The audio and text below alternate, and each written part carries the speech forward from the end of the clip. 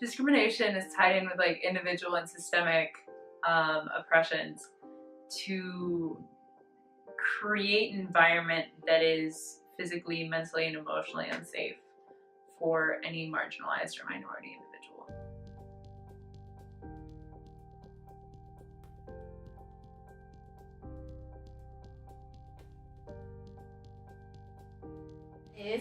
How do you define discrimination?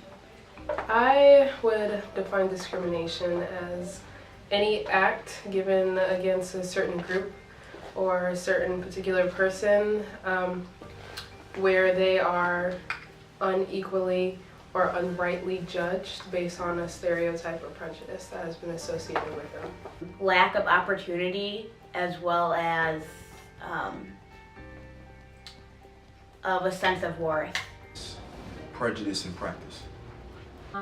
Intolerance of another group based on either race, religion, an intentional or unintentional malicious act. What do you believe is the root of discrimination?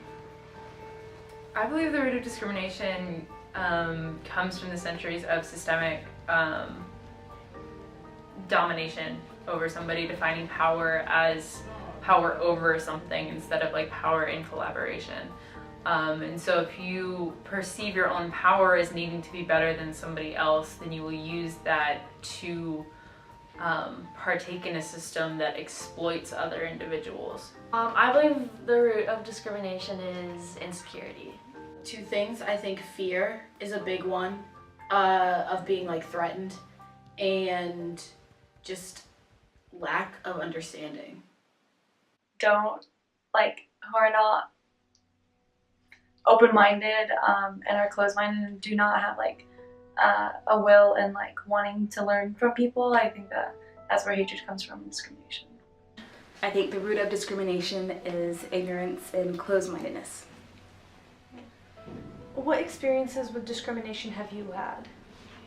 I've had very minor experiences with discrimination, mostly when I was younger, because I feel like children especially just repeat what they've heard adults say. They don't actually understand or know. I have had just feeling like I can't do something because of my race, or having a lack of being unable to connect to people who identify with the same racial background as I do. I think a lot of people think that that's not discrimination, but it is. I was at a gas station in Zionsville, and I was wearing my scarf, and I guess that's what triggered it. And I was just putting gas in my car, and this guy walked up to me and he was just like, "Just take it off." And I was like, "What do you mean take it off?" And he was like, "Why don't you just take it off? Like, you're living in America. Like, that's not necessary."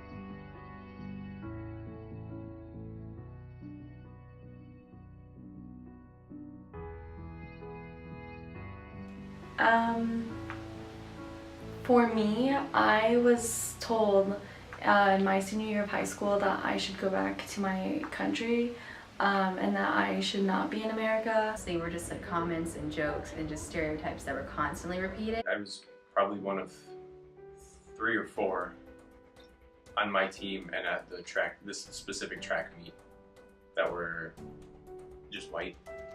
And I went with my mom and I was super excited. I wasn't thinking about the other people. Up to this point in my life, I hadn't really thought about people looking different from me. They were just other people. And we get to the track, we'll walk out onto the field, and I'm excited with my mom. My mom was like,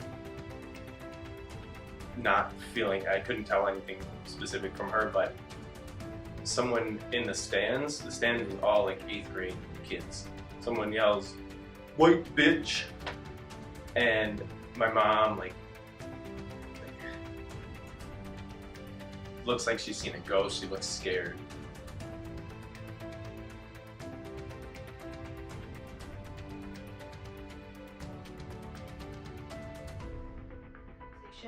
And the guy started talking about how Arabs don't wear deodorant because it's against their religion, even though Arab is obviously not a religion.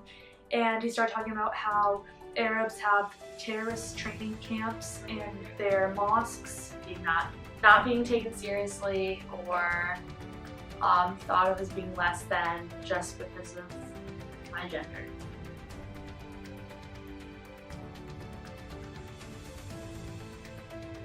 Where I actually wore the hijab, and you know, people automatically assumed that I couldn't speak English and that, you know, that I'm a terrorist or something like that. In classrooms, and people not using my or my friend's pronouns, or being stared at down the street when people hold hands just because they're the same gender. Like, my first grade teacher, even though I was in the highest reading group, told my parents and told the administration that I was dyslexic because I kept mixing up my B's and my D's, and they had me tested for it, and it wasn't because I was dyslexic, it was because I was a year younger than everyone in our grade. With being adopted into a white family, I've had struggles with people calling me an Oreo, which means I'm white on the outside and white on the inside, black on the outside. So that's very stereotypical. What experiences have you had with discrimination or have you seen on campus?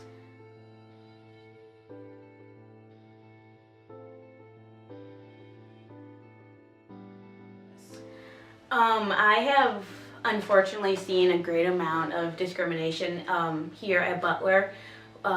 In the counseling center, I had asked to speak or work with a counselor of color or of some minority, and they led me to believe that there was a counselor at the center that identified as black, and they told me that I couldn't see her simply because they're unable to connect a student and a counselor because of race. Again, it was my first year.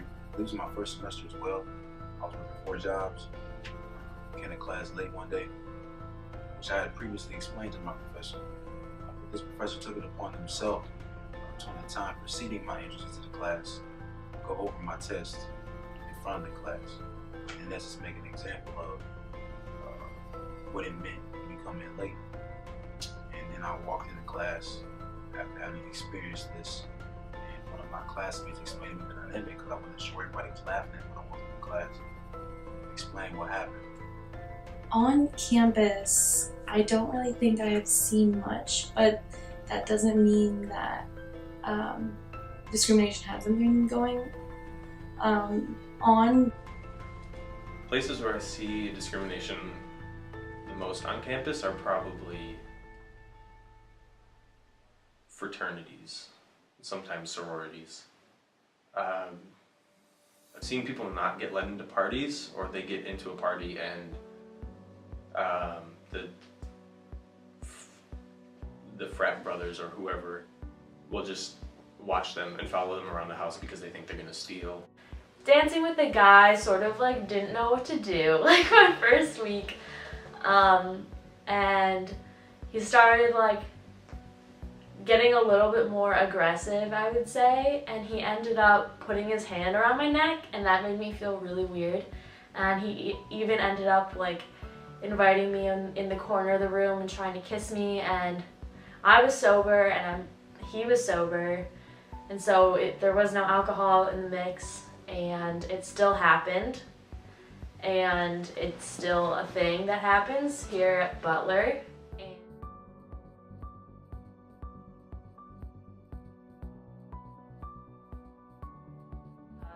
The way that the bathrooms are set up, they oftentimes have a single stall, gender-neutral bathrooms, because trans individuals like me in the past couple of years have pushed the administration to make that change, but there are still buildings like the business building and the science building that don't have any sort of gender-neutral bathrooms, whether multi-stall or not. I actually haven't had many instances on campus. I can't think of a single one, so that's a plus. Things like little microaggressions that are just like, oh, like your hair is so fun, or it's so pretty, or like exotic and stuff like that. Being in groups with males, sometimes you don't you're treated a little bit differently. On campus, I've had people say that I talk proper. People ask me, where are you adopted from? Assuming that I'm from a different country or something.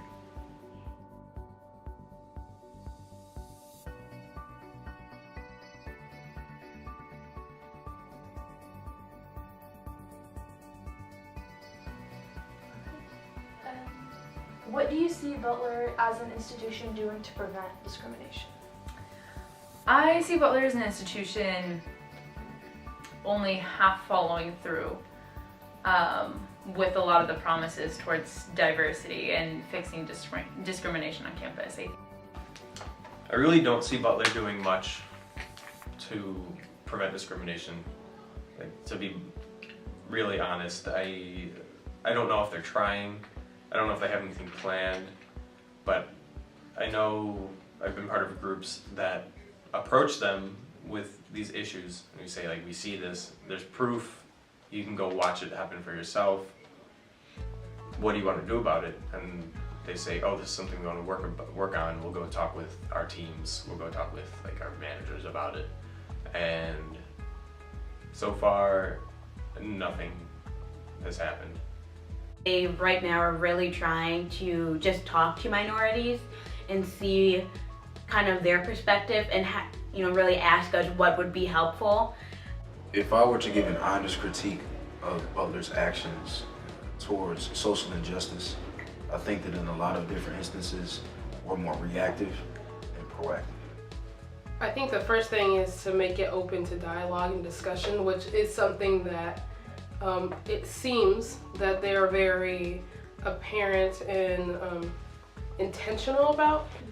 I think the big thing of educating our students on like the diverse cultures that we do have here, while they may not be majorly present, they are here. Like discussions in the DC, the Diversity Center, are really big because they help educate people on different cultures, cultural appropriation, how to self-reflect and identify yourself if you are discriminating against someone else.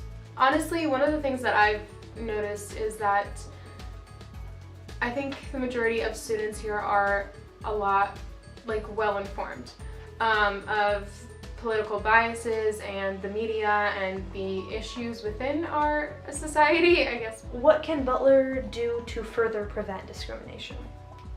I think Butler can outright talk about discrimination, not just offer these places. They can actually address discrimination in itself specifically. So sure, you have your BCRs, but even though that's a requirement, it kind of dilutes the purpose sometimes, because you go there and you sit and you don't pay attention and you swipe in and you swipe out. But having these open, almost like forums or current events forums, when something happens, we're not addressing different shootings or happenings like we could be, especially at a university when we're all trying to learn from the world around us. Definitely think just maybe making people aware of discrimination, just like they do. And the Think About It course, they talked about healthy relationships, rape, all this other stuff. They didn't really talk about racial discrimination though, or any other types of discrimination and how to prevent it there. Overall, having an all-inclusive environment.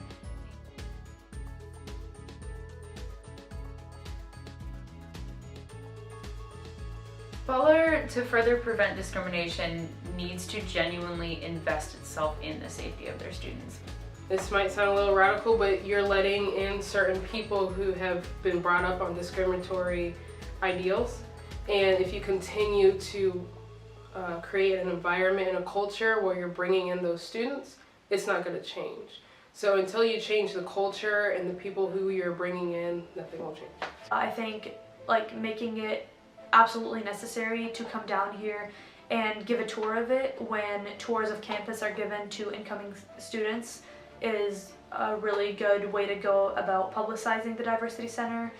And I also definitely think that trying to get people of different backgrounds to come in for Diversity Center events because normally people that come in for the events are people that are already part of that diversity center, so getting someone or a group of people that is outside of that realm. Let's see. Greek life could be more inclusive based on origin. Or is it? Yeah. And how can students help fight discrimination? I think, especially for white students, to fight discrimination, you really need to self-reflect and first see, are you the one discriminating? Because I think a lot of students don't think they are, they don't mean to, but the fact is, it is happening without a lot of people knowing it. Ask questions. Realize that there are people that you have probably never seen before a day in your life from a cultural standpoint, and that you want to get to know it, and you don't want to come in with preconceived notions of negative enclosed stereotypes. And if you have a question about a culture or an ethnicity or traditional practices of a culture, then just ask. To be anti-racist, not non-racist, and that basically means that if you see something wrong, you have to do something about it. You can't decide for yourself that you're not going to do it, because that perpetuates the system and people think if there's not any backlash for what I'm doing, then I can keep doing it. Or do they just assume that someone else is going to do it for them? So I definitely think that speaking up when you see something that's wrong is very important. Being open-minded and really trying to understand the root of someone else's beliefs and customs and religious aspects. It's really easy to explain to someone who's your friend that they are doing something possibly offensive. This is a very white, very upper middle class campus, and to recognize your privilege or lack thereof within that situation is a first step into working against discrimination. I think that we as students have so much power in saying what is wrong and saying what is right, and I think that our voices can be heard. But the students make up the culture. And what is one word that you would use to describe how to fight discrimination?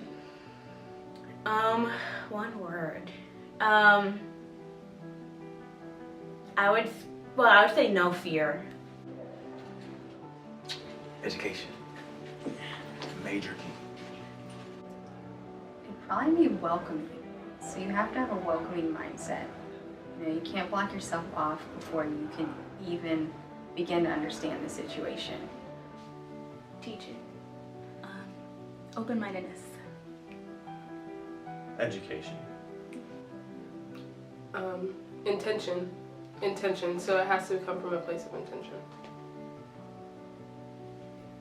Education. Knowledge, I think, knowledge, being informed. Education. Unity. Love. Definitely, I would say education. Education. I would say power, because people think power means you're offensive, you're outward, you're bold. But power, there's a lot of power in listening, there's a lot of power in understanding other people. So, however you would take it, I would say power.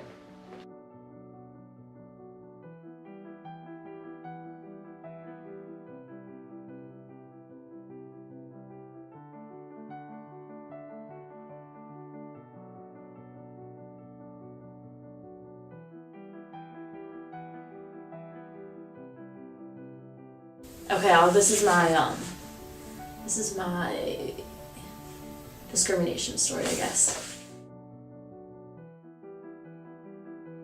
I didn't think I was going to be discriminated against, basically.